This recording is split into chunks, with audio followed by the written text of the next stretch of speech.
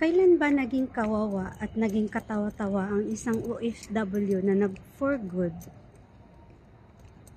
na may pera at naghahanap ng negosyo para sa pang-araw-araw nila na income?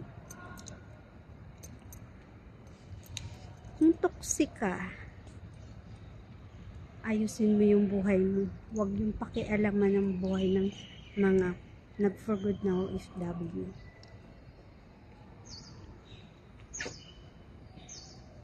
Marami kasing mga tao na kapag nag-for good na yung mga OFW, kawawa na.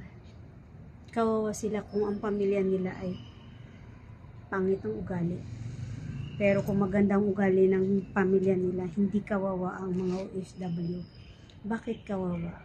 Unang-una, nag-abroad sila para mabigyan ng magandang kinabukasan ng pamilya nila.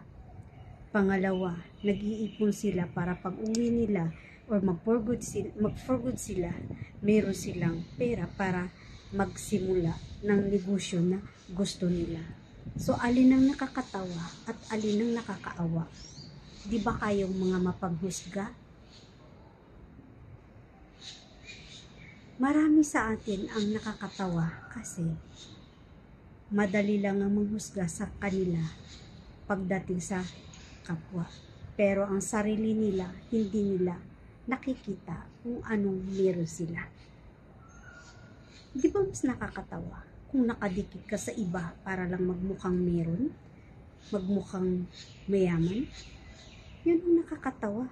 Pero yung magkaroon ka ng mapagkakakitaan o maghanap ka ng mapagkakakitaan na may pera kang sarili, na hindi mo hiningi, na hindi mo ninakaw or inangkin, hindi yun nakakatawa at hindi rin nakakaawa. Mas nakakaawa yung mga taong makitid ang utak. Mas nakakaawa yung mga taong mahilig magpuna sa iba pero ang sarili nila hindi nila napupuna. Tandaan ninyo, ang mga OFW, kawawa lang kung ang pamilya nila ay hindi maganda ang trato pag uwi nila sa Pilipinas. Kapag ang OFW nag-for good, it means maghahanap yan ng negosyo na pwede nilang pagkakakitaan or magsisimula sila ng negosyo na pinapangarap nila dahil may ipon na silang pera. Hindi sila kawawa. Ang kawawa yung mga taong mapanghusga. Yung mga taong walang alam kundi ang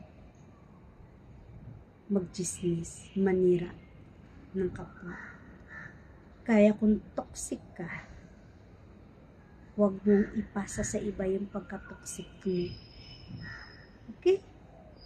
Walang OFW na tamad.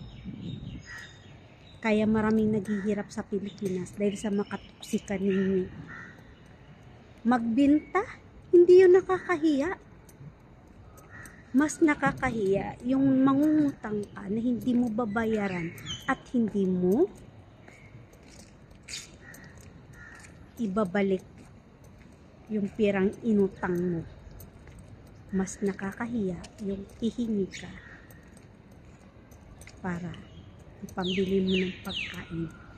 Kaya walang nakakahiya kung naghahanap ng mapagkakakitaan ang isang OFW na nag-for good.